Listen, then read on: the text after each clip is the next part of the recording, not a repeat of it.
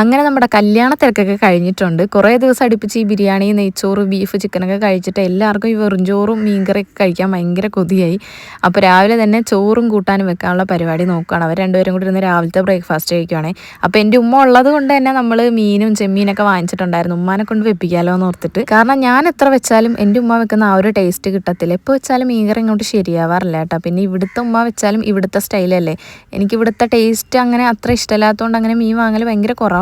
എല്ലാവരും ഉള്ളത് കൊണ്ട് തന്നെ പെട്ടെന്ന് ജോലികളൊക്കെ തീരുന്നുണ്ടായിരുന്നു കേട്ടോ. ഓരോരുത്തരും ഓരോ ജോലികൾ ഇങ്ങനെ എടുത്തുകൊണ്ടിരിക്കുമായിരുന്നു. അങ്ങനെ ചെമ്മീനൊക്കെ വാങ്ങിച്ചിട്ടുണ്ടായിരുന്നു. ചെമ്മീൻ മുളകിട്ടത് വെക്കുന്നുണ്ട്. പിന്നെ ഇത് നാത്തൂൻ്റെ എന്തോ സ്പെഷ്യൽ മീൻ മസാലയാണ് ഉണ്ടാക്കുന്നത്.